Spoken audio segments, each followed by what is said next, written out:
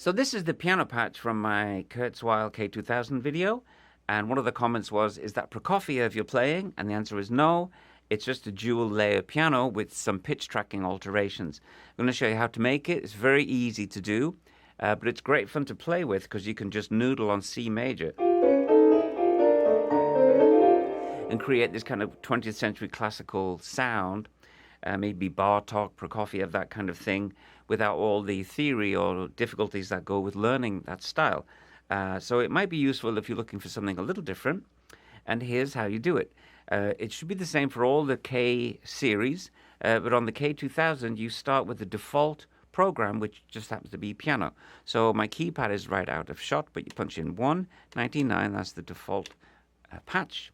And here it is. You can hear it's just a regular piano. First thing I'm going to do is go into the edit menu or edit mode. So that's the edit key. Now we're in edit mode. Here are my menu options, and there's many options. So to get to the one we want, which is we're going to put reverb on there. So we will go to effect, hit effect, and then use the navigation buttons. We're going to put about 40% on that, just to give it a bit of concert hall vibe. Next thing we're going to do is duplicate that because it's a two-layer patch. It actually uses two pianos. So the easiest thing to do is just duplicate the layer. And that's another menu option which we need to scroll through to find. So scroll until you find Doppler. That means duplicate layer. So you hit that. Layer 2 has now been created. Of course, they're both exactly the same. So you don't really hear anything. Now, the next important thing is to know how to mute one of the layers so you can work on the other one and hear what you're doing. Now, when you're in the edit mode, the green text comes into play. And so mute 1. Actually, there's mute 1. If I mute 2 as well, you hear nothing, which is good news because it means you're on the right track. So I'm going to keep mute 1, and we're going to work on layer 2. Next thing you're going to look for is the key map option, because that's where the pitch tracking comes. So just scroll, and scroll, and scroll. There's a lot of options. There it is, key map. That's why people get lost on this thing. I think there's too many options, but it's great once you know your way around. Key map, that's what I want.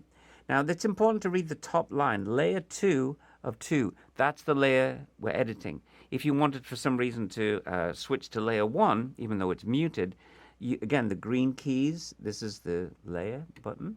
So now I'm editing layer 1, but layer 1 is muted. So again, layer 2. Now you can have up to 4 layers, but we're just using 2. So we're editing layer 2. We're on the key map menu option, and we navigate down to expose, which means transpose, 12. So now I've moved it up an octave. Expose means transpose. If I unmute layer 1, you'll start to hear. Got 2 piano sounds there. Okay, layer 1 is now muted.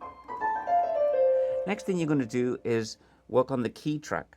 The key track is where the trick comes in.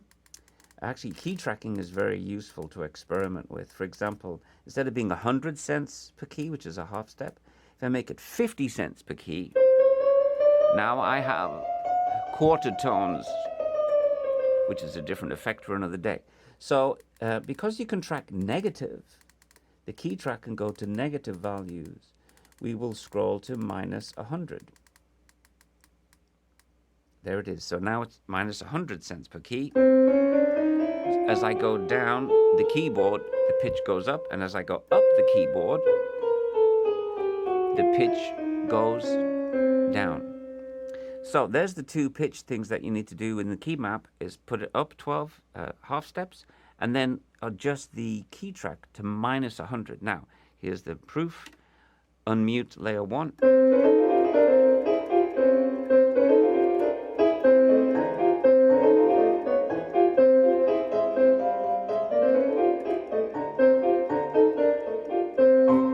So there we are, something for you to experiment with, and that's how you create that. I'm going to call it Prokofiev patch, because that's what one of you guys called it, which was great. And the next thing, of course, is you want to save it. I did a previous video where I forgot to show you how to save it. So it's important to know how to save it, right? So again, scroll, scroll, scroll merrily down the stream until you find the menu option you want to save. So now it'll automatically go to the nearest empty slot, which is great. You can rename it.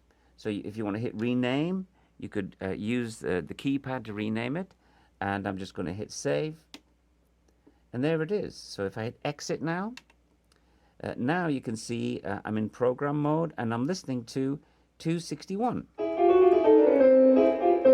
Didn't change the name because we didn't change it, because you can call it whatever name you want. And that's how you create that dual layer Prokofiev patch. So good luck with that. Drop me a comment if you have any more questions. But do experiment with that duplicate layer and then the key tracking on the key map menu, because you can create some very interesting effects without much programming. All right, so enjoy.